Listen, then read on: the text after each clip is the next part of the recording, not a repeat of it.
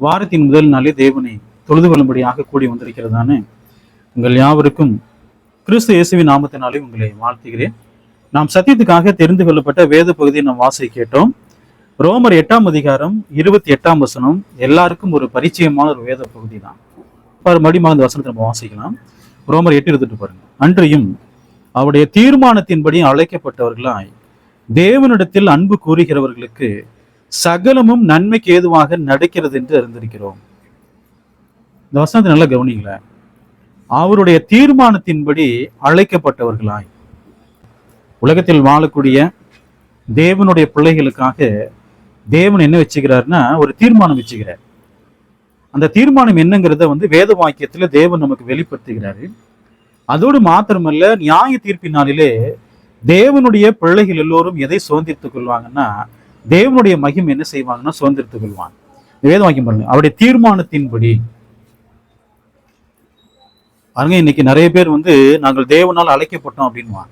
எப்படி அழைக்கப்பட்டீங்க? தேவன் எங்களுக்கு தரிசனம் கொடுத்தாரு, அந்த தரிசனத்தை நாங்கள் என்ன செய்யப்பட்டோம், அழைக்கப்பட்டோம். வேத வாக்கியத்திலே நம்ம வாசிக்கிறோம், தேவனுடைய சுவிசேஷத்தின்படி நம்ம என்ன செய்யப்படணுங்க, அழைக்கப்படணும். தேவனுடைய சுவிசேஷத்தை பிரசங்கம் பண்ண நம்ம கேட்டிருக்கோம். அந்த வார்த்தை நம்ம கேட்கும் போது நம்ம என்ன இருக்கிறோம், மனம் திரும்பி கிறிஸ்து இயேசுக்குள்ள எதை பெற்றுக் கொண்டிருக்கிறோம், ஞானஸ்நானம். அப்ப தேவனுடைய தீர்மானத்தின்படி அழைக்கப்பட்டவர்களாய் அப்படின்னு சொல்லும் பொழுது தேவன் ஏதோ சொப்பனத்திலேயோ தரிசனத்தில என்ன செய்ய மாட்டாருங்க, வந்துடலாம் பேசலாம் மாட்டார். தேவன் எப்படிதான் பேசுவார்னா வேத வாக்கியத்தை கொண்டு மனுஷர்கள் மூலமாய். வசனம் பாருங்க, தேவனிடத்தில் அன்பு கூறுகிறவர்களுக்கு. ரெண்டு விஷயத்தை நம்ம பார்க்கிறோம். ஒண்ணு, தேவனுடைய தீர்மானத்தின்படி நாம் என்ன செய்யப்படணும், அழைக்கப்பட வேண்டும். ரெண்டாவது, தேவனிடத்தில் நம்ம என்ன செலுத்தணும், அன்பு செலுத்த வேண்டும். யாரு அப்படி அன்பு செலுத்துறாங்களோ அவர்களுக்கு சகலமும் எப்படி நடக்கும், நன்மைக்கு ஏதுமாய்.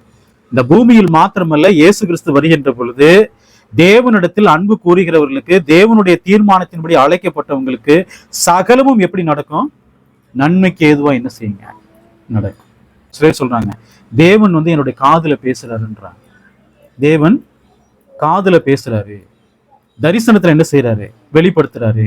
நீ இதை செய்யின்னு சொல்றாரு, இங்க போகாதேன்னு சொல்றாரு. நிறைய கிறிஸ்தவர்கள் அப்படிதான் சொல்றாங்க. அவங்க என்ன யோசிக்கிறாங்கன்னா, இன்றைக்கு தேவனுடைய வெளிப்படுத்துதல் இருக்கு, தேவன் மனுஷர்களுக்கு தம்மை என்ன செய்யறாருங்க, வெளிப்படுத்தி பேசுறாருன்னு நினைக்கிறாங்க. நல்லா கவனிங்க, உலகத்தில் வாழக்கூடிய எல்லாரிடத்திலும் தேவன் பேசுவார் என்று சொன்னால், தேவனுடைய பிள்ளைகளிடத்திலே காதுலையோ தரிசனத்திலேயோ சொப்பனத்திலே பேசுவார்னா வேத வாக்கியம் எதற்காக கொடுக்கப்பட்டிருக்கு? நீங்க இங்க போங்க, உங்களுக்கு காரியங்கள் வாய்க்கும்படி செய்வார் தேவன் சொன்னான்னு சொல்றாங்க. நீ போ, இந்த காரியம் உனக்கு என்ன செய்யும், வாய்க்கும். தேவன் என்கிட்ட பேசினாரு, இந்த வீட்டை கட்டும்படி தேவன் எனக்கு என்ன பண்ணாரு, பேசினாரு. தேவன் இடத்துல பேசினாருமா. தேவன் வீடு கட்டுறதுக்கு, போயிட்டு வர்றதுக்கு, வேலை செய்வதற்கு எல்லாமே பேசுவார. தேவனுடைய நோக்கம் என்ன? எல்லாரும் ரட்சிக்கப்பட வேண்டும் என்பதுதான் தேவனுடைய நோக்கமே, சித்தமே அதுதான். அப்ப தேவன் வேத வாக்கியத்தின் மூலமாக நமக்கு என்ன கொடுக்கிறாருன்னா, தேவனுடைய தம்முடைய சத்தியங்களை என்ன செய்யறாருன்னு நமக்கு கொடுக்கிறார். அந்த சத்தியத்தை நாம் கற்றுக்கொண்டு அவருக்குள்ளாக என்ன செய்யணும், கீழ்ப்படியணும். தேவனிடத்திலே அன்பு செலுத்தாமல் தேவனுடைய வார்த்தை கீழ்ப்படிய முடியுமா? முதல்ல தேவன்கிட்ட என்ன செலுத்தணும், அன்பு செலுத்தணும். அவருடைய வார்த்தைகளுக்கு நாம் என்ன செய்யணுங்க, கீழ்ப்படிய வேண்டும். அப்ப ஒவ்வொரு நாளும் தேவன் என்னை நடத்துறாரு, ஒவ்வொரு நாளும் புதிய வெளிப்படுத்தலை தர்றாருன்னு சொல்றாங்க.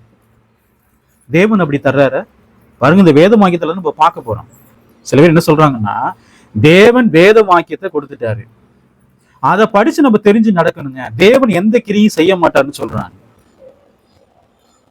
வசனத்தை வாசிக்கலாம் பாருங்க. மத்தேயு சுவிசேஷம் 7ஆம் அதிகாரம் 7ஆம் வசனம் பாருங்க. கேளுங்கள் அப்பொழுது உங்களுக்கு கொடுக்கப்படும். தேவன் நம்மகிட்ட என்ன சொல்றாரு, கேளுங்கள். தேவன் எது ஒன்றையும் கேட்காமல் நமக்கு என்ன செய்ய மாட்டாரு, தரமாட்டார். இவங்க சொல்றாங்க, தேவன் எதுவுமே செய்யறது இல்ல, தேவன் அமைதிலாம் இருக்கிறாருன்றாங்க. இயேசு என்ன சொன்னார்னா, என் பிதாவின் இடத்தில் நாமத்தின் மூலமாக கேளுங்கள், அப்பொழுது உங்களுக்கு என்ன செய்யப்படும், கொடுக்கப்படும். தேவன் எந்த கிரியுமே செய்யறது இல்லைன்னா எதுக்காக ஜெபம் இருக்குது?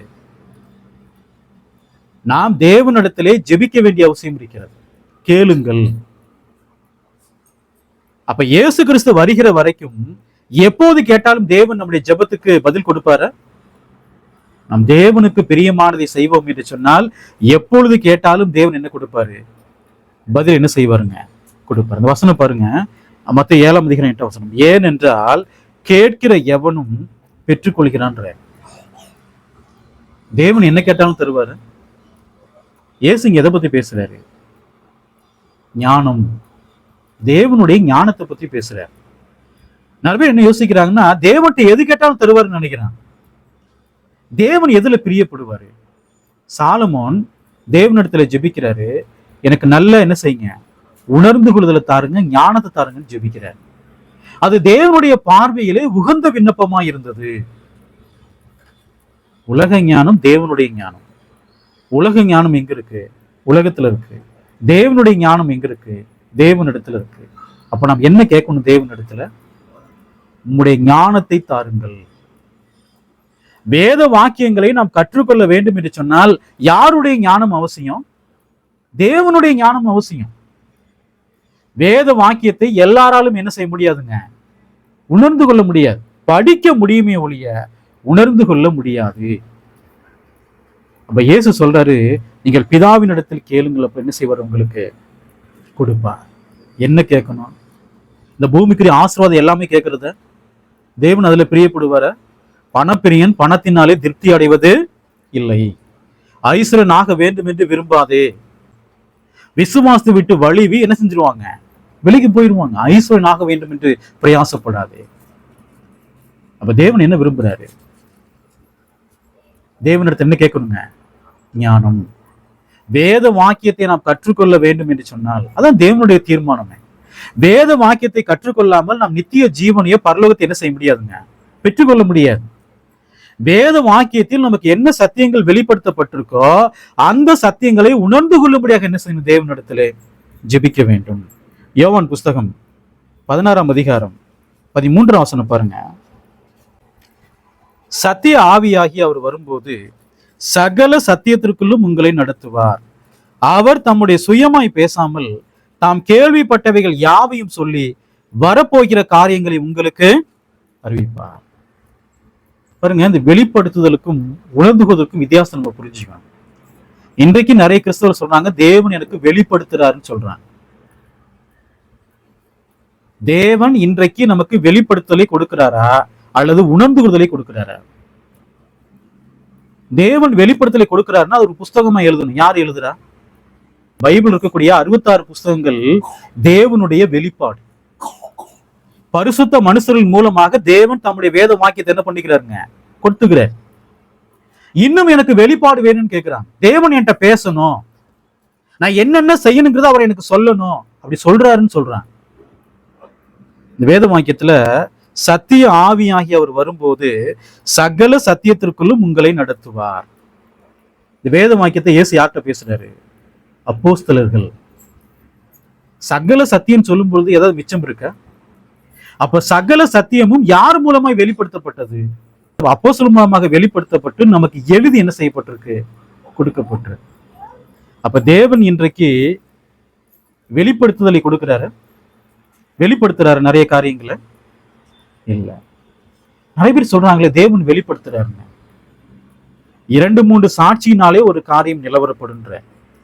நான் சொல்றேன், நேற்று தேவன் என்கிட்ட பேசினாரு, ஊழியக்காரர் சொல்றாரு, கண்டிப்பா நம்ம என்ன செய்யணும்? அதை ஏற்றுக்கொள்ள வேண்டும். நிறைய பேர் அப்படிதான் யோசிக்கிறான். 2-3 சாட்சியினாலே ஒரு காரியம் என்ன ஆகுங்க? தேவன் என்னிடத்துல பேசினார் என்று சொன்னால் அதற்கான சாட்சி யாரு? ஒரு சாட்சி என்ன செய்யக்கூடாது? ஏற்றுக்கொள்ளக்கூடாது. ஏன் சொல்லுவாரு? நானே என்னை குறித்து சாட்சி கொடுத்தால் அந்த சாட்சி எப்படி இருக்காது? மெய்யாயிராதுன்ற.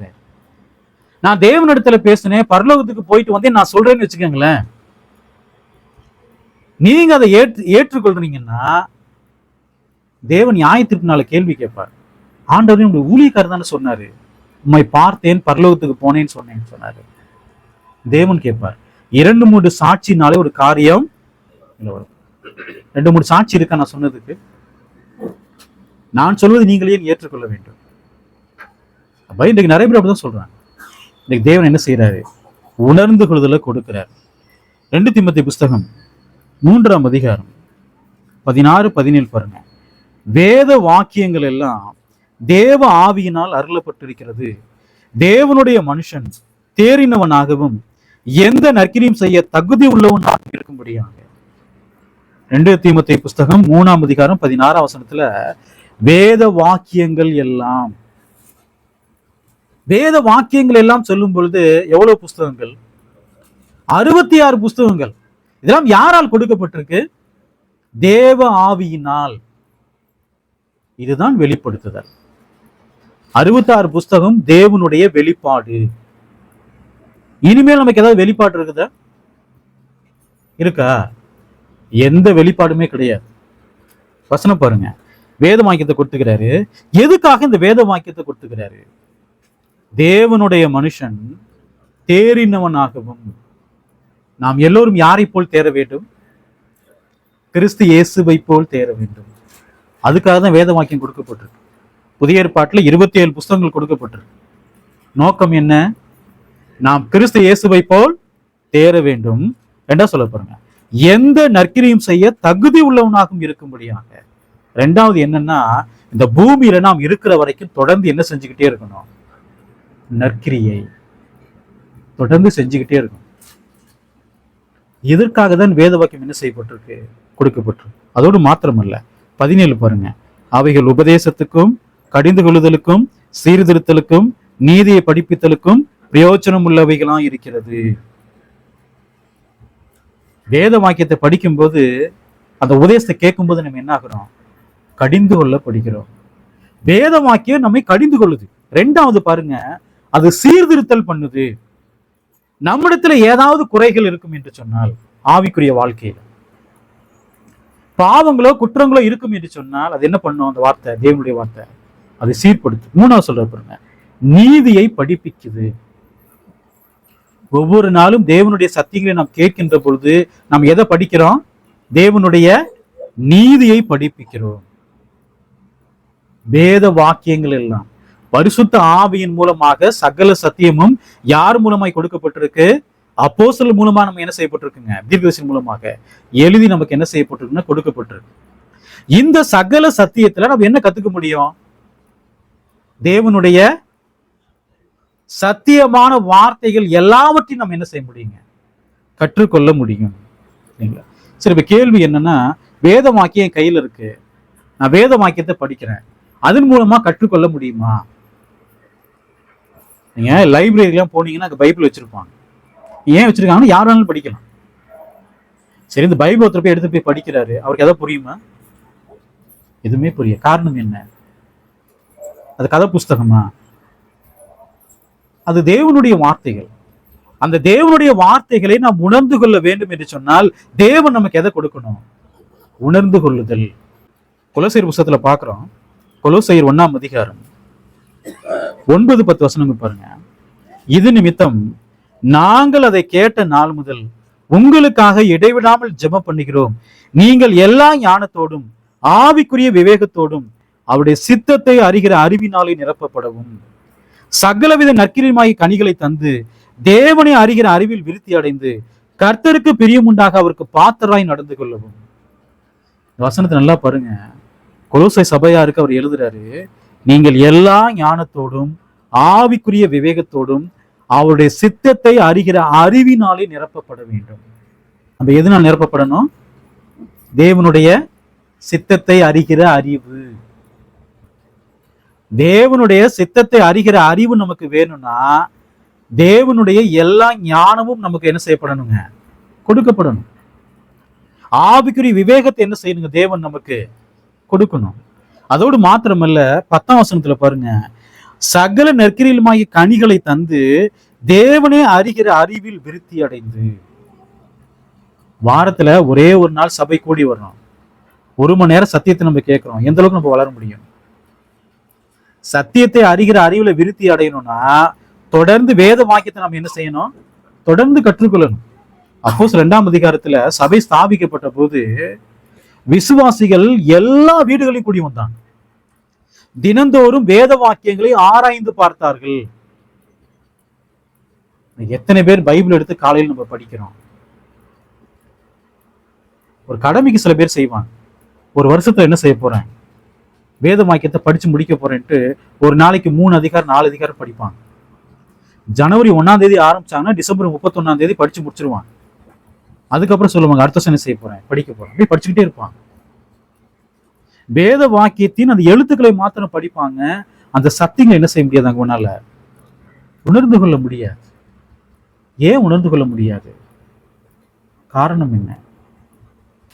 119ஆம் சங்கீதம் 34ஆம் வசனம், எனக்கு உணர்வை தாரும், அப்பொழுது நான் உமது வேதத்தை பற்றி கொண்டு என் முழு இருதயத்தோடும் அதை கை கொள்வேன். தாவீது தேவனிடத்துல ஜெபிக்கிறார். என்ன ஜெபிக்கிறாருங்க? தாவீதின் கையில என்ன இருக்குன்னா, மோசேயின் நியாயப்பிரமாணம் இருக்கு. அதான் தேவனுடைய வார்த்தைகள். எனக்கு உணர்வை தாரும், அப்பொழுது நான் உமது வேதத்தை பற்றி கொண்டு. அப்ப தேவன் நமக்கு உணர்ந்து கொள்ளுதலை கொடுக்கலன்னு சொன்னா வேதத்தை நான் பற்றி கொள்ள முடியுமா? அதை கை கொள்ள முடியுமா? நிச்சயமா முடியாது. இன்னைக்கு உலகத்தில் நிறைய கிறிஸ்தவர்கள் இருக்கிறாங்க, கோடிக்கணக்கான கிறிஸ்தவர்கள் இருக்காங்க உலகம் எங்கும். எத்தனை பேருக்கு தேவன் உணர்ந்துகளை கொடுத்துக்கிறாரு? வார வாரம் சபைக்கெல்லாம் போவாங்க, பைபிள் எடுத்து சபைக்கெல்லாம் போவாங்க. ஆனால் தேவன் அவர்களுக்கு எந்த உணர்ந்துகளையும் தரமாட்டார். காரணம் என்ன? அவங்க தேவனத்துல கேட்க மாட்டாங்க. தாவீது தேவனத்துல ஜெபம் பண்றாரு, தேவனே எனக்கு உணர்ந்து கொள்ளுதலை தாருங்க, உங்களுடைய வேதத்தை நான் பற்றி கொண்டு அதன்படி நடக்கும்படி எனக்கு என்ன செய்யுங்க, உதவி செய்யுங்கன்னு கேட்கிறேன். மோசையின் பிரமாணத்தை மறுபடியும் தாவீது மூலம் எக்ஸ்ட்ரா ஏதாவது கொடுத்தாரு தாவீதுக்கு? தாவீதின் மூலமாக இஸ்ரவேல் ஜனங்களுக்கு மோசையின் நியாய பிரமாணத்தை அதிகமா ஏதாவது கொடுத்தாரா? இல்லை. அவருக்கு என்ன கொடுக்கப்பட்டிருக்கோ அந்த வேத வாக்கியத்தை உணர்ந்து கொள்ளும்படியாக என்ன செய்யறாங்க, தேவனிடத்துல ஜெபிக்கிறார். இப்ப நாமும் என்ன செய்யணும்? முதல்ல வேத வாக்கியத்தில் நம்ம என்ன கூறணும் தெரியுங்களா? அன்பு கூறணும். அந்த சத்தியத்துல அன்பு கூறணும். எத்தனை பேர் வேத வாக்கியத்துல அன்பு கூறுறாங்க? சபைக்கு கிளம்புறதுக்கு முன்னாடிதான் அவங்களுக்கு எதுக்கு ஞாபகம் வருங்க? பைபிள் இருக்குது, அப்பதான் ஞாபகமே வரும். நேரம் என்ன செய்வாங்க, பைபிள் எடுத்து நேரம் சபைக்கு வந்துருவாங்க, உட்காருவாங்க, பைபிளை திறப்பாங்க, வசனத்தை பார்ப்பாங்க, சர்ச்சு முன் என்ன செஞ்சுருவாங்க, கொண்டு போய். தேவனுடைய வார்த்தையின் மீது நம்ம அன்பு செலுத்தலைன்னு சொன்னா தேவன் நமக்கு உணர்ந்துகளை கொடுப்பாரு? நிச்சயம் தரவே மாட்டார். 119ஆம் சங்கீதம் 27ஆம் வசனம் பாருங்க, உம்முடைய கட்டளைகளின் வழியை எனக்கு உணர்த்தியருளும், அப்பொழுது உமது அதிசயங்களை தியானிப்பேன். உம்முடைய கட்டளைகளின் வழியை எனக்கு உணர்த்தியருளும். தாவீது இருந்த காலகட்டத்திலே உலகத்திலே முதியோர்களை பார்க்கலும் அவர் தான் எப்படி இருந்தாருங்க, ஞானம் உள்ளவராக இருந்தார். ஆவிக்குரிய ஞானம் யாருக்கு அதிகமாக இருந்தது? தாவீதுக்கு. காரணம் என்ன? பழைய ஏற்பாடு. பழைய ஏற்பாடு எதுங்க? மோசேயின் ஆகமங்கள். அந்த ஆகமத்துல அவர் அன்பு, அவ்வளவு அன்பு செலுத்துற. நான் தினந்தோறும் அதை என்ன தியானிக்கிறேன்ற. தேவன் அவருக்கு என்ன கொடுக்கிறாருங்க? உணர்ந்து கொள்ளுதலை கொடுக்கிறார். உமது கட்டளைகளின் வழி எனக்கு உணர்த்தி அருளும், அப்பொழுது உமது அதிசயங்களை தியானிப்பேன். எத்தனை பேர் தேவனிடத்துல ஜெபிக்கிறோம்? காலையில எழுந்தவுடன் ஜெபிக்கிறோமா? நம்முடைய வேத வாக்கியத்தை உணர்ந்து கொள்ளக்கூடிய உணர்ந்து கொள்ள தாருன்னு எத்தனை பேர் ஜெபிக்கிறோம்? இரவு படுக்கும் பொழுது இன்றைக்கு இந்த வசனத்தை நான் உணர்ந்து கொண்டேன், அதுக்காக நன்றின்னு எத்தனை பேர் ஜெபிக்கிறோம்? 119ஆம் சங்கீதம் 73ஆம் வசனம் பாருங்க, உம்முடைய கரங்கள் என்னை உண்டாக்கி என்னை உருவாக்கிற்று, உம்முடைய கற்பனைகளை கற்றுக்கொள்ள என்னை உணர்வுள்ளவனாக்கும். தேவனுடைய கட்டளைகளை நாம் கற்றுக்கொள்ள வேண்டும் என்றால் சொல்ற பாருங்க, தேவன் என்ன கொடுக்கணுங்க? உணர்ந்து கொள்ளுதல். கேளுங்கள் அப்பொழுது உங்களுக்கு கொடுக்கப்படும். தாவீது தேவனிடத்துல கேட்டார், தேவன் உணர்ந்துகளை கொடுத்தார? உணர்ந்து கொள்ளுதலை கொடுத்தார். பத்சேபாள் விஷயம் ஒன்று தவிர தேவனுடைய எல்லா பிரமாணங்களுக்கும் என்ன செஞ்சாருங்க? தாவீது கீழ்ப்படிந்தார். காரணம் என்ன? தேவன் கொடுத்த உணர்ந்து கொள்ளுதல். இப்ப நமக்கும் அந்த உணர்ந்து கொள்ளுதல் தேவையா? நிச்சயமா தேவை. 119ஆம் சங்கீதம் 144ஆம் வசனம் பாருங்க, உம்முடைய சாட்சிகளின் நீதி என்றென்றைக்கு நிற்கும், என்னை உணர்வுள்ளவனாக்கும், அப்பொழுது நான் பிழைத்திருப்பேன். தேவன்கிட்ட கேட்கிறார், என்னை உணர்வுள்ளவனாக்கும். பைபிள் நம்ம எடுத்துட்டு சபைக்கு வர்றதுனால எந்த பிரயோஜனமே இல்லை. பைபிளை திறந்து வாசிக்கிறதுனால எந்த பிரயோஜனமும் இல்லை. உலகத்துல கூடிய எல்லாருமே அதான் செஞ்சுட்டு இருக்கிறான். ஆனால் தேவனுடைய சத்தியத்தை நாம் உணர்ந்து கொள்ள வேண்டும் என்று சொன்னால் தேவனிடத்துல என்ன கேட்கணும்? உணர்ந்து கொள்ளுதல். அந்த உணர்ந்து கொள்ளுதல் இருந்தாதான் நீங்க பைபிளை திறந்து வசனத்தை வாசிக்கும் போது நீங்க என்ன செய்ய முடியும்? உணர்ந்து கொள்ள முடியும், அதன்படி நடக்க முடியும். உணர்ந்து கொள்ளாத பட்சத்தில் எப்படி நடக்க முடியும்? நீதிமொழிகள் புஸ்தகம் 3ஆம் அதிகாரம் 5ஆம் வசனம் பாருங்க. உன் சுய புத்தியின் மேல் சாயாமல் உன் முழு இருதயத்தோடும் கர்த்தரில் நம்பிக்கையா இருந்து. எது மேல சாயக்கூடாதுன்றாங்க? சுய புத்தி. நானே சொந்தமா விளக்கம் கொடுக்குறேன்ட்டு பைபிள் நிறைய விளக்கம் கொடுத்துட்டு இருக்கிறான். அந்த மாதிரி செய்யலாமா? ஆவிக்குரியவைகளை ஆவிக்குரியவரோடு சம்பந்தப்படுத்தி காண்பிக்கிறோம். வேத வாக்கியத்தை நாம் உணர்ந்து கொள்ள வேண்டும் என்று சொன்னால் முதல்ல நம்முடைய சுய புத்தியின் மேல் நாம் சாயவே கூடாது. வேத வாக்கியத்தை படிக்கிறாங்க, சுய விளக்கம் கொடுக்குறாங்க. இப்ப நம்ம பார்த்தோம் இல்லைங்களா, இந்த சத்தியங்கள் எல்லாம் சுய விளக்கமா அல்லது தேவனுடைய வார்த்தைகளை நம்ம கத்துக்கிட்டோமா? தேவனுடைய வார்த்தைகளை கத்துக்கிட்டோம். தேவன் நமக்கு உணர்ந்து கொள்வதை கொடுக்க வேண்டும் என்று சொன்னால் தேவனிடத்திலே ஜெபிக்கணும். இது என்ன? வேத வாக்கியத்தில் நமக்கு வெளிப்படுத்தப்பட்ட சத்தியம் இல்லைங்க. தாவீதுக்கு பரிசுத்த ஆவி இருந்தாரு, தாவீது அவரே எல்லாமே நடத்துவாரு அப்படின்னா தாவீது ஏன் தேவன்கிட்ட ஜெபம் பண்றாரு? உணர்ந்து கொள்வதை தாருங்கள். இன்னைக்கு நிறைய மக்கள் அதான் சொல்றாங்க, பரிசுத்த ஆவி என் மேல இருக்கிறாரு, நான் எது செய்யணுங்கிறத அவர் எனக்கு என்ன செய்யறாரு? போதிக்கிறாருன்றான். தாவீதின் இடத்திலே பரிசுத்த ஆவி இருந்தாரு, தேவன்கிட்ட அவரையும் ஜெபிக்கிறாரு உணர்ந்து கொள்வதற்காக. அப்ப பரிசுத்த ஆவி தாவீது நடத்திட்டே இருக்காரு 24 மணி நேரமும் இல்ல. அவர் மூலமாக வேத வாக்கியத்தை என்ன செய்யறாரு? தீர்க்க தரிசனங்களை ஏவுறாரு. ஆனால் தாவீது எப்படி நடந்து கொள்ள வேண்டும் என்று பரிசுத்தாவியை போதிக்கிறது இல்ல. யார் எடுக்கக்கூடிய தீர்மானம்? தாவீது. தேவனுடைய பிரமாணத்தை படிக்கிறாரு, அதன்படி வாழணும். இவங்க சொல்றாங்க பரிசுத்தாவியின் மேல இருக்கிறாரு, நான் பாவத்துக்கே போக மாட்டேன், நான் பரிசுத்தமா வாழ்றேன்னு இவங்க சொல்றாங்க. எது சத்தியம்? தேவனுடைய சத்தியத்தை கேட்டு அதன்படியாக ஜீவிப்பது. ஜீவிக்க வேண்டும் என்று சொன்னால் தேவன் நமக்கு என்ன செய்யணுங்க? உதவி செய்யணும். அப்ப நாம் சுய புத்தியின் மேல் சாயாமல் வேத வாக்கியத்தை படிக்கும் போது நம்முடைய உலக ஞானத்துக்கு வெளியே எரிஞ்சிடணும். யாருடைய ஞானம் தேவை? தேவனுடைய ஞானம். பிதாவே உங்களுடைய ஞானத்தை எங்களுக்கு கொடுங்கன்னு கேட்கணும். இந்த வேத வாக்கியத்தை நான் படிக்கிறேன், எனக்கு சரியா புரிய மாட்டேங்குது, உங்களுடைய ஞானத்தை என்ன செய்யுங்க? கொடுங்க. மத்தேயு சுவிசேஷம் 15ஆம் அதிகாரம் 10ஆம் வசனம். பின்பு அவர் ஜனங்களை வரவழைத்து அவர்களை நோக்கி நீங்கள் கேட்டு உணருங்கள் அப்படின்னார். கேட்பதற்கும் உணர்ந்து கொள்வதற்கும் வித்தியாசம் இருக்கா? ஏசு என்ன சொல்றாரு? கேட்டு என்ன செய்யணுங்க? உணருங்கள். எத்தனை பேர் கேட்டு உணர்றாங்க? கேட்கறதுல விட்டுறாங்க, அவ்வளவுதான். வசனம் பாருங்க, மத்தேயு சுவிசேஷம் 13ஆம் அதிகாரம் 19ஆம் வசனம் பாருங்க. ஒருவன் ராஜ்யத்தின் வசனத்தை கேட்டும் உணராதிருக்கும் போது, வசனத்தை கேட்கிறானா? வழி அருகே விதைக்கப்பட்டவன் வசனத்தை கேட்கிறான், உணர்றானா? உணர்றதில்லை. நிறைய கிறிஸ்தவர்கள் வேத வாக்கியத்தை கேட்கிறாங்க, ஆனா என்ன செய்யறது இல்லைங்க? உணர்றதே இல்லை. மத்தேயு 13ஆம் அதிகாரம் 23ஆம் வசனம் பாருங்க.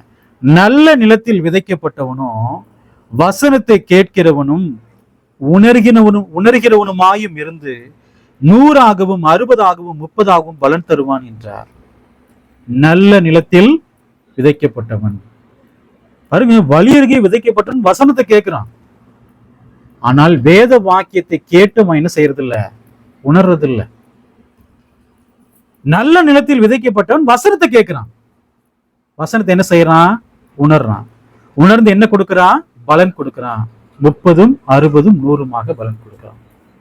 கேள்வி என்னன்னா, நம்முடைய இருதயம் நல்ல நிலமா இருக்கிறதா அல்லது வழி அருகே விதைக்கப்பட்ட நிலத்தை போல் இருக்கிறதா? வசனத்தை கேட்கணும், அதை உணரும் போதுதான் நம்ம என்ன கொடுக்க முடியும்? பலன் கொடுக்க முடியும். 2 தீமோத்தேயு புஸ்தகம் 2ஆம் அதிகாரம் 7ஆம் வசனம் பாருங்க. நான் சொல்லுகிறவைகளை சிந்தித்துக்கொள், கர்த்தர் எல்லா காரியங்களிலும் உனக்கு புத்தியை தந்தருளுவார். தீமோத்தேயுட்ட பவுல் சொல்றார், எல்லா காரியங்களிலும் கர்த்தர் உனக்கு என்ன கொடுப்பாரு? புத்தி. அப்ப இன்றைக்கும் தேவன் நமக்கு புத்தி கொடுக்கிறாரு. கொடுக்க முடியுமா? அவங்க சொல்றாங்க தேவன் எந்த கிரியுமே செய்யறது இல்லைன்றான். இன்றைக்கும் தேவன் நமக்கு சகல ஞானத்தையும் உணர்ந்து கொள்ளுதலையும் புத்தியும் என்ன செய்யறாருங்க, அவர் கொடுக்கிறார். நாம் தேவனுடைய ஞானத்தை புத்தியை நாம் பெற்றுக்கொள்ள வேண்டும் என்று சொன்னால் தேவனிடத்தில் என்ன செய்யணும், கேட்கணும். 1 நாளாகம புஸ்தகம் 22ஆம் அதிகாரம் 12ஆம் வசனம். கர்த்தர் உனக்கு ஞானத்தையும் உணர்வையும் அருளி செய்து, தாவீது சாலமோன்ட்ட சொல்றார், கர்த்தர் உனக்கு ஞானத்தையும் உணர்வையும் அருளி செய்து. ஞானத்தையும் உணர்வையும் கொடுக்கிறது யாருங்கிறது தாவீது புரிஞ்சிருந்தாரு, தேவன். அப்ப இன்னைக்கு தேவன் சத்தியத்தை வெளிப்படுத்துறாரா அல்லது கொடுக்கப்பட்ட சத்தியத்தை படிக்கின்ற பொழுது நமக்கு உணர்ந்துவதில் கொடுக்கிறாரா? தாவீது நியாயப்பிரமாணத்தை மறுபடியும் வெளிப்படுத்தினாரா அல்லது வெளிப்படுத்தப்பட்ட நியாயப்பிரமாணத்திலிருந்து உணர்ந்துவதை கேட்டாரா? வெளிப்படுத்தப்பட்ட நியாய பிரமாணத்திலிருந்து எதை கேட்கிறாருங்க, உணர்ந்து கொள்ளுதல். தேவனுடைய சத்தியங்களை நம்ம படிக்கும் போதுதான் நாம் என்ன செய்ய முடியும், ஞானம் உள்ளவர்களாம் இருக்க முடியும். உணர்ந்து கொள்ள தேவன் கொடுக்கணும். உலக ஞானத்தை தேவன் என்ன ஆக்கிட்டாருங்க, பைத்தியமாக்கிட்டார். ஒருத்தன் உலக ஞானத்துல அன்பு கூர்ந்து தேவனுடைய ஞானத்தை கற்றுக்கொள்ள முயற்சி செய்யறானா அவனால் கற்றுக்கொள்ள முடியுமா? 2 எஜமானுக்கு வேலை செய்ய முடியாது. எனக்கு உலக ஞானமும் வேண்டும், தேவனுடைய ஞானமும் வேண்டும். தேவன் சொல்றாரு, முதல்ல உலக ஞானத்தை நீ எப்படி எண்ணணும், பைத்தியமா என்னன்ற. உலக ஞானத்தை அவனுடைய இருதயத்திலிருந்து அப்புறப்படுத்தினாதான் தேவன் யாருடைய ஞானத்தை கொடுப்பார், அவருடைய ஞானத்தை கொடுப்பார். அப்பதான் வேத வாக்கியத்தை நம்ம என்ன செய்ய முடியுங்க, உணர்ந்து கொள்ள முடியும். இன்னைக்கு தேவன் யாருக்கும் எந்த வெளிப்படுத்தல் என்ன செய்யறது இல்லை, கொடுக்கறது இல்லை. ஏன்னா வெளிப்படுத்தப்பட்டது எங்க இருக்குது, நம்முடைய கையில. அது தேவனுடைய வெளிப்பாடு. தேவனுடைய வெளிப்பாட்டிலிருந்து நாம் என்ன கேட்கணும், உணர்ந்து கொள்ளுதலை கேட்கணும். ஏன்னா நம்முடைய இருதயம் நல்ல இருதயமா இருக்கும் என்று சொன்னால் தேவன் நமக்கு எதை கொடுப்பாரு, உணர்ந்து கொள்ளுதல். நம்முடைய இருதயத்துல பொல்லாத காரியங்கள்லாம் இருக்குது, அசுத்தமான காரியங்கள்லாம் இருக்குது, மாம்சத்தின் கிரியை, அந்த காரியங்கள் எல்லாமே இருதயத்துல இருக்குது. தேவன் ஏதாவது உணர்ந்து கொள்ள கொடுப்பாரு இல்லை. நாம் உலகத்தான இருக்கிறோம் என்று சொன்னால் தேவன் தம்முடைய சத்தியத்தை என்ன செஞ்சிருவாருங்க, நமக்கு மறைச்சு போட்டுருவார். வசனத்தை பார்க்கலாம் பாருங்க. மத்தேயு சுவிசேஷம் 11ஆம் அதிகாரம் 25ஆம் வசனம் பாருங்க. அந்த சமயத்தில் இயேசு சொன்னது, பிதாவே, வானத்துக்கும் பூமிக்கும் ஆண்டவரே, இவைகளை ஞானிகளுக்கும் கல்விமான்களுக்கும் மறைத்து பாலகருக்கு வெளிப்படுத்தினபடியால் உம்மை ஸ்தோத்தரிக்கிறேன். தேவன் யாருக்கு சத்தியத்தை மறைக்கிறாரு, யாருக்கு வெளிப்படுத்துறாரு? நல்லா கவனிங்களேன். வானத்துக்கும் பூமிக்கும் ஆண்டவரே, இவைகளை தேவனுடைய சத்தியத்தை ஞானிகளுக்கும் கல்விமான்களுக்கும் மறைத்து. நம்ம சண்டே கிளாஸ் இருந்து கத்துக்கிட்டே வரோம். சண்டே கிளாஸ் பிள்ளைகளுக்கு நம்ம தான் கத்துக் கொடுக்குறோம். உலக ஞானத்தை என்ன செய்யக்கூடாது, விரும்பக்கூடாது. உலக ஞானம் என்ன சொல்லுது, இந்த உலகம் எப்படி உண்டானது, பரிணாம வளர்ச்சியினால் உண்டானதுன்னு சொல்லுது. அந்த ஞானத்தை நம்ம படிக்கும் போது, நம்முடைய பிள்ளைகள் படிக்கின்ற பொழுது அதுல அன்பு செலுத்த ஆரம்பிச்சாங்கன்னா என்ன ஆகும்? இன்னைக்கு பெரிய கல்விமான்கள் இருக்கிறான், வசனத்துல ஞானிகள் இருக்கிறான். தேவன் அவங்களுக்கு தம்முடைய சத்தியத்தை என்ன செய்யறாருங்க, மறைக்கிறார். ஏன் மறைக்கிறாரு? உலக ஞானம் அவங்கள்ட்ட இருக்கு, உலக கல்வி அவங்கள்ட்ட இருக்குது. அவர்கள் தேவனை அறிய முடியுமா? நிச்சயமா அறியவே முடியாது. அப்ப அவங்களுக்கு மறைக்கிறார். யாருக்கு வெளிப்படுத்துறாரு? பாலகர்னா யாரு? தாழ்மை உள்ளவர்கள். தாழ்மை உள்ளவர்களுக்கு தேவன் தம்முடைய சத்தியத்தை என்ன செய்யறாருங்க, வெளிப்படுத்துறாரு. நம்ம எப்படிப்பட்டவங்களா இருக்கணும்? அப்ப எவ்வளவு நாம் கற்றுக்கொண்டாலும் உலக ஞானத்தை நம்ம எப்படிதான் எண்ணணுங்க, பைத்தியம். பல்கலைக்கழகங்களுக்கு போறாங்க, போயிட்டு வெளியே வரும்போது தேவன் இல்லைன்னு சொல்லிடுவாங்க. காலேஜுக்கு போவாங்க, நல்லா படிப்பாங்க, வெளியுமே என்ன சொல்லுவாங்க, தேவன் இல்லைன்னு சொல்றாங்க. அந்த உலக கல்வி உங்களுக்கு என்ன கத்துக் கொடுக்குது? தேவன் ஒருத்தர் இல்லை, எல்லாமே பரிணாம வளர்ச்சி, மனுஷனுடைய அறிவுன்னு சொல்லி கொடுக்குறாங்க. அதை கத்துக்கிட்டோம்னா தேவன் நமக்கு வேத வாக்கியத்தை உணர்வுகள் தருவார? தரமாட்டார். அதை பைத்தியமா என்றோம்னா தேவன் நமக்கு என்ன கொடுப்பாருங்க, உணர்ந்து கொள்ளுதல். அதாங்க சொல்றேன், ஞானிகளுக்கும் கல்விமான்களுக்கும் மறைத்து. பிசாசு மறைக்கிறாருன்னா தேவன் மறைக்கிறாரு? தேவன் மறைக்கிறார். ஏன்? அந்த உலக ஞானம் உங்கள்கிட்ட இருக்கு, உலக கல்வி உங்கள்கிட்ட இருக்குது. ஆனால் தேவன் தம்முடைய சத்தியத்தை மறைச்சிட்டு யாருக்கு வெளிப்படுத்துறாருங்க? தாழ்மை உள்ளவங்களுக்கு என்ன செய்யறாரு, வெளிப்படுத்துறாரு. லூக்கா புஸ்தகம் 18ஆம் அதிகாரம் 9ஆம் வசனம் பாருங்க. அன்றியும் தங்களை நீதிமான்கள் என்று நம்பி மற்றவர்களே அற்பமாய் எண்ணின சிலரை குறித்து. பாருங்க, தங்களை நீதிமானத்தை நினைக்கிறான்னு வச்சுக்கோங்களேன், தேவன் அவங்களுக்கு ஏதாவது உணர்ந்துகளை கொடுப்பாரு. பெருமை உள்ளவர்களுக்கு தேவன் எப்பொழுதும் எப்படிதான் இருப்பாருங்க, ஏதுதான் நிற்பாரு. தாழ்மை உள்ளவர்களுக்கு அவர் கிருபை அளிக்கிறார். பாருங்க, நீதிமான் தன்னைத்தானே நினைச்சுக்கிறான். நீதிமான்கள் என்று எண்ணி நம்பி, நீதிமான்கள் என்று நம்பி. சரி, நம்புறான், ஓகே. அடுத்தவன் என்ன சொல்றான்? அடுத்தவனை குறை சொல்றான், அற்பமான்னு நினைக்கிறான். இவங்களுக்கு தேவன் ஏதாவது உணர்வுகளை கொடுப்பாரு? நிச்சயமா தர மாட்டார். இருதயத்துல தாழ்மை உள்ளவங்களா இருக்கணும். நான் தான் நீதிமானு, மற்றவங்க எல்லாம் பாவி நினைக்கலாம். ஒரு பரிசெயனும் ஒரு ஆயக்காரனும் எங்க போறாங்கன்னா தேவாலயத்துக்கு போறாங்க. பரிசெயன் ரொம்ப பெருமை உள்ளவனா இருக்கிறான். நான் தான் நீதிமானு, நான் வார்த்தைன்னா என்ன செய்யறேன், உபவாசிக்கிறேன், தசமபாகம் கொடுக்குறேன். அந்த பக்கம் ஆயக்காரன் சொன்னா, தன்னுடைய கண்களை வானத்துக்கு ஏறெடுக்க துணியாமல் பாவியாகி என்மேல் எப்படி இருக்கும், கிருபையாயிரும். யார் நீதிமானாக்கப்பட்டது? தாழ்மையுள்ளவன். இவர் பெருமையா பேசுறார். அவர் எப்படி இருக்கிறாருங்க? தாழ்மையுள்ளவன். இந்த ஆயக்காரனை போல் இராதபடியால் உண்மை ஸ்தோத்தரிக்கிறேன்றான். தேவன் அவனுக்கு தம்முடைய சத்தியத்தை என்ன செய்வாருங்க? மறைப்பார். யாருக்கு வெளிப்படுத்துவாரு? தாழ்மையுள்ளவர்கள். அப்ப இந்த பூமியில நாம் இருக்கிற வரைக்கும் நாம் எப்படி இருக்கணும்? தாழ்மை உள்ளவங்களா இருக்கணும். பெருமை உள்ளவர்களாக ஒருபோதும் என்ன செய்யக்கூடாது, இருக்கக்கூடாது. எவ்வளவு நீங்கள் படித்திருந்தாலும் சரி, எவ்வளவு அறிவு உங்கள்கிட்ட இருந்தாலும் சரி, எவ்வளவு பணம் இருந்தாலும் சரி, நம்ம எப்படிப்பட்டவங்கள தான் இருக்கணும்? தாழ்மை உள்ளவர்களாகத்தான் இருக்க வேண்டும். மத்தேயு சுவிசேஷம் 13:15. இந்த ஜனங்கள் கண்களினால் காணாமலும் காதுகளினால் கேளாமலும் இருதயத்தினால் உணர்ந்து மனம் திரும்பாமலும் நான் அவர்களை ஆரோக்கியமாக்காமலும் இருக்கும்படி அவர்கள் இருதயம் கொளுத்திருக்கிறது, காதால் மந்தமாய் கேட்டு தங்கள் கண்களை மூடிக்கொண்டார்கள் என்பதே. ஒரு ஜனக்கூட்டம் இருக்கிறாங்க, அவங்க எப்படி இருக்கிறாங்க? காதுல கேட்கிறாங்க. எப்படி கேட்கிறாங்க? சத்தியத்தை மந்தமா கேட்கிறான். வேத வாக்கியம் போதிக்கப்படும் போது, சத்தியம் போதிக்கப்படும் போது ஏனோ தானோடத்தை கேட்டுட்டு இருக்கான்னு வச்சுக்கோங்களேன், தேவன் எதற்கு அவங்க உணர்ந்துகளை கொடுக்கணும்? தருவார? தரமாட்டார். சபையில நிறைய பேர் தூங்கிட்டு இருப்பாங்க, பார்த்திருக்கீங்களா? ஏன் தூங்குறாங்க? நீங்க வேலை பார்க்குற இடத்துல வேலை பார்த்து தூங்கிட்டீங்க, என்ன செய்வாங்க? டெய்லி நீங்க வேலை பார்க்கும்போது தூங்கிட்டீங்க, என்ன செய்வாங்க? என்ன பண்ணுவாங்க? வேலை விட்டு துரத்தி விட்டுருவாங்க இல்லைங்களா? சபை கூடி இருக்கும்போது ஏன் தூங்குறோம்? காரணம் என்ன? சத்தியம் போதிக்கப்படும் போது வார்த்தை ஒரு நாள் நம்ம கேட்கிறோம். சத்தியம் போதிக்கப்படும் போது கேட்டு தூங்கிட்டு இருந்தோம்னா தேவன் சொல்றாரு பாருங்களேன். ரோமர் புஸ்தகம் 11 8 பாருங்க.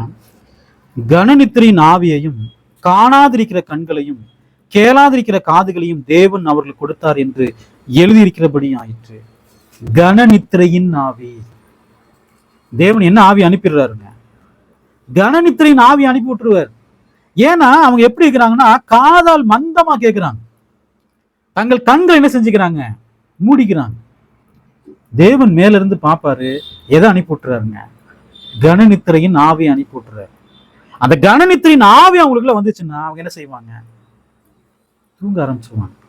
அதாவது பலவீனமானவர்களை பற்றி நான் பேசல, மருந்து மாத்திரை எடுக்கிறாங்க இல்லைங்களா, அவங்களை பத்தி பேசல. நான் பேசுறது யாருக்குன்னா, நல்ல திடகாத்திரமா இருக்காங்க பாருங்க. வயதானவங்களை பத்தி நான் பேசவே இல்லை. நல்ல திடகாத்திரமா இருக்காங்க பாருங்க, அவர்களை பத்தி தான் பேசுறேன். சனிக்கிழமை பாத்தீங்கன்னா, நாளைக்கு ஞாயிற்றுக்கிழமை, சனிக்கிழமை என்ன செய்வாங்க? இது மற்ற நாள் திங்கக்கிழமையிலிருந்து சனிக்கிழமை வச்சுக்கோங்களேன். திங்கக்கிழமையிலிருந்து சனிக்கிழமை வரைக்கும் நைட்ல சீக்கிரமா படுத்துருவாங்க. ஏன்னா காலேஜ் எங்க போகணுங்க? வேலைக்கு போகணும். சனிக்கிழமை என்ன செய்வாங்க? நைட்டு ஃபுல்லா உட்காந்து ரீல்ஸா பார்த்துட்டு இருப்பாங்க. 1 மணி 2 மணி பார்த்துட்டு தூங்கிடுவாங்க. ஏன்னா 8 மணி நேரம் தூங்கணும், தூங்கிடுவாங்க. காலை வேலை எந்திரிச்சு கிளம்பி வந்துடுவாங்க. அந்த மிச்சம் 4 மணி நேரம் தூக்கம் இருக்கு இல்லைங்களா, அது எங்க தூங்கிடுவாங்க? 1 மணி நேரம் இங்க தூங்கிட்டு மிச்சம் 1 மணி நேரம் எங்க போய் தூங்குவாங்க? கனநித்திரையின் ஆவி. தேவன் ஓய்வு நாளுக்கு முன்னாடி ஆயத்த நாள் வச்சிருந்தார். ஆயத்த நாள் எல்லாமே செஞ்சு வச்சிருவாங்க. அடுத்த நாள் அவங்க எங்க இருப்பாங்க தெரியுங்களா? ஜெபாலயங்கள்ல உட்கார்ந்து இருப்பாங்க. அது நாள் ஃபுல்லா எல்லாமே தயார் பண்ணி வச்சிருவாங்க. அப்ப சபையில நம்ம தூங்குறோம்னா தேவன் எதை அனுப்பி விட்டுருக்கிறாரு? கணநித்திரையின் நாவே. ஏன்னா காதால் மந்தமாய் கேட்டு தங்கள் கண்கள் அப்படியே என்ன செஞ்சுக்கிறாங்க, முடிக்கிறாங்க. அடுத்த வரும்போது எப்படி வருவீங்க? நைட் நல்லா தூங்கிட்டு காலையில இங்க வரும்போது எப்படி வரணும்? தேவனை தொழுது கொள்ள போறோம்னு சொன்னோம்னா பயத்தோடும் பக்தியோடு இன்னும் சந்தோஷத்தோட வரணும். ஐயோ, இன்னைக்கு வாரத்தின் முதல் நாள் நம்முடைய சபையில் என்ன செய்ய போறோம்? நம்ம எல்லாத்தையுமே பார்க்க போறோம். அந்த சந்தோஷத்தோட எங்க வரணுங்க? கர்த்தருடைய சபைக்கு நாம் வர வேண்டும். 2 தெசலோனிக்கர் புஸ்தகம் 2ஆம் அதிகாரம் 10-12 வரைக்கும் பாருங்க. கெட்டு போகிறவர்களுக்குள்ளே அநீதியினால் உண்டாகும் சகலவித வஞ்சகத்தோடும் இருக்கும் ரட்சிக்கப்படத்தக்கதாய் சத்தியத்தின் மேலுள்ள அன்பை அவர்கள் அங்கீகரியாமல் போனபடினால் அப்படி நடக்கும். பாருங்க, சத்தியத்தை போதிக்கும் போது அந்த அன்பை நம்ம அங்கீகரிக்கணும். நான் சத்தியத்தை போதிக்கிறேன்னா அது என்னுடைய வார்த்தையா தேவனுடைய வார்த்தையா? தேவனுடைய வார்த்தை. அந்த வார்த்தையில என்ன இருக்குன்னா அன்பு இருக்கு. அந்த அன்புல என்ன இருக்குன்னா கடிந்து கொள்ளுதல் இருக்கு. தேவனுடைய சத்தியம் போதிக்கப்படும் போது ஒரு அன்பு மாத்திரம் இல்ல, அந்த அன்புல என்ன இருக்குன்னா கடிந்து கொள்ளுதல். அந்த கடிந்து கொள்ளுதல் நாம என்ன செய்யணுங்க? அங்கீகரிக்கணும். அங்கீகரிக்கலைன்னு சொன்னா அவர் சொல்ல பாருங்க 11 ஆகையால் சத்தியத்தை விசுவாசியாமல் அநீதியில் பிரியப்படுகிற யாவரும் ஆக்கினைக்குள்ளாக்கும்படிக்கு அவர்கள் பொய்யை விசுவாசிக்கத்தக்கதாக கொடிய வஞ்சகத்தை தேவன் அவர்களுக்கு. சத்தியத்தின் மேலுள்ள அன்பை அங்கீகரிக்கல, தேவன் எதை அனுப்பி விட்டுருவாரு? கொடிய வஞ்சகம். அவங்க எதான் விசுவாசிப்பாங்க? பொய்யை தான் விசுவாசிப்பாங்க. பொய்யை விசுவாசிக்கிறாங்க, எங்க போயிடுவாங்க? ஆக்கினைக்குள்ளாக போயிடுவாங்க. இன்றைக்கு நிறைய கிறிஸ்தவர்களுக்கு தேவன் எதை அனுப்பி விட்டுருக்கிறாருங்க? கொடிய வஞ்சகத்தை அனுப்பியிருக்காரு. ஏன்? சத்தியம் வெளிப்படுத்தப்பட்டிருக்கு வேத வாக்கியத்துல, அதை விசுவாசிக்காம ஊழியர் சொல்லக்கூடிய கட்டுக்கதைகளுக்கு செவி கொடுக்குறாங்க. பாருங்க, தேவன் அவங்களுக்குள்ள என்ன அனுப்பியிருக்கிறாருங்க? கொடிய வஞ்சகத்தை அனுப்பிக்கிறார். அவங்க எதான் விசுவாசிப்பாங்க? பொய்யை விசுவாசிப்பாங்க. இன்னைக்கு இந்த விக்கிரகங்கள்லாம் இருக்கு இல்லைங்களா, தேவன் சொல்லும் பொழுது அது பொய்யின்ற. இவங்க தேவனுடைய சத்தியத்தை விசுவாசிக்கல, எதுல பிரியப்படுறாங்க? விக்கிரகங்களை பிரியப்படுறாங்க. தேவன் அதுக்கு என்ன செஞ்சிடறாங்க? கொடுத்துறாங்க. இன்றைக்கும் தேவன் இதெல்லாம் செய்யறாரு. இன்னைக்கு சகலத்தையும் நடப்பிக்கிறவர் யார்? தேவன். எல்லாவற்றையும் நடப்பிக்கிறவர் தான். நமக்கு வேண்டிய ஆவிக்குரிய ஆசீர்வாதங்கள், பூமிக்குரிய ஆசீர்வாதங்கள் எல்லாத்தையும் கொடுக்கிறது யாரு? தேவன் தான் கொடுக்கிறார். அப்ப சத்தியத்தின் மேலுள்ள அன்பை அவர்கள் அங்கீகரியாமல் போனபடியா தேவனுடைய சத்தியங்கள் போதிக்கப்படும் போது நாம் என்ன செய்யணும்? அதை நாம் ஏற்றுக்கொள்ள வேண்டும். நீதிமொழிகள் புஸ்தகம் 2ஆம் அதிகாரம் 1-6 வரைக்கும் பாருங்க. என் மகனே, நீ உன் செவியை ஞானத்திற்கு சாய்த்து உன் இருதயத்தை புத்திக்கு அமைய பண்ணும் பொருட்டு நீ என் வார்த்தைகளை ஏற்றுக்கொண்டு என் கட்டளையை இடத்தில் பத்திரப்படுத்தி. தேவனுடைய வேத வாக்கியங்களை கேட்பதற்கு நம்முடைய செவி என்ன செய்யணுங்க? சாய்க்கணும். ஏன்னா அது தேவனுடைய ஞானம். இருதயத்தை புத்திக்கு அமைய பண்ணணும்ன்றார் பாருங்க. இருதயத்தை தயாரா வச்சுக்கணும். தேவனுடைய வார்த்தைகளை கேட்பதற்கு இருதயத்தை எப்படி வச்சுக்கணும்? தயாரா வச்சுக்கணும். அடுத்து சொல்ல பாருங்க, ஞானத்தை வா என்று கூப்பிட்டு புத்தியை சத்தமிட்டு அழைத்து அதை வெள்ளியை போல் நாடி புதையலை தேடுகிறது போல தேடுவாயானால். தேவனுடைய ஞானம் சும்மா கிடைச்சிருமா? அதை எப்படி கூப்பிடணுமா? வான்னு கூப்பிடணுமா? புத்தி எப்படி அழைக்கணும்? சத்தமிட்டு. எதுவுமே இலவசமெல்லாம் கிடைக்காது. தேவனுடைய ஞானமும் புத்தி நமக்கு இலவசமா கிடைக்காது. அதற்காக நாம் பிரயாசப்பட வேண்டும். எப்படி பிரயாசப்படணும்? வெள்ளியை போல் நாடி புதையல்களை தேடுகிறது போல தேடுவாயானால். எப்படி தேடணுமா? புதையல் ஒரு பக்கம் இருக்குன்னா எப்படி தேடுவோம்? இஞ்சிஞ்சா தேடுவோம் இல்லைங்களா? புதையலை தேடுகிறது போல தேடுவாயாகில். புதையலை தேடுகிறது போல தேடுவாயாகில் அப்பொழுது கர்த்தருக்கு பயப்படுதல் இன்னது நீ உணர்ந்து தேவனை அறியும் அறிவை கண்டடைவாய். கர்த்தருக்கு பயப்படுதல் இன்னதென்று நீ உணர்ந்து. வேத வாக்கியத்தை தேடாத பட்சத்திலே, வேத வாக்கியத்தில் அன்பு கூறாத பட்சத்திலே தேவன் நமக்கு உணர்ந்து என்ன செய்ய மாட்டாருங்க? தரமாட்ட சொல்ற பாருங்க, பயப்படுதல் இன்னதென்று நீ உணர்ந்து தேவனை அறியும் அறிவை கண்டடைவாய். நாம் ஏன் தேவனை தேடணும்? 6ஆம் வசனத்துல கர்த்தர் ஞானத்தை தருகிறார், அவர் வாயின் என்று அறிவும் புத்தியும். தேவன் கொடுக்கிறது உலக ஞானமா? இல்ல, அது தேவனுடைய ஞானம். அது நித்திய ஞானம். நம்ம பரலோகம் போக வேண்டும் என்று சொன்னால் அந்த தேவனுடைய ஞானம் நமக்கு அவசியமா? தேவனுடைய புத்தி நமக்கு அவசியமா? தேவனுடைய ஞானம் புத்தி நமக்கு எப்படிங்க அவசியமா இருக்கு. அப்ப மேல நம்ம வாசித்தோம் இல்லைங்களா, ரோமர் புஸ்தகம் 8ஆம் அதிகாரம் 28ஆம் வசனத்துல அவருடைய தீர்மானத்தின்படி அழைக்கப்பட்டவர்களாய், நாம் தேவனுடைய தீர்மானத்தின்படி நாம் என்ன செய்யப்பட்டிருக்கோங்க? அழைக்கப்பட்டிருக்கோம். அவரிடத்துல நம்ம அன்பு செலுத்தணும். அன்பு செலுத்தும் போது சகலம் எப்படி நடக்கும்? நன்மைக்கு ஏதுவா நடக்கும். தேவனுடைய வார்த்தை கேட்டதான உங்கள் ஒவ்வொருவரையும் தேவன் தாமே ஆசீர்வதிப்பாராக. ஆமென்.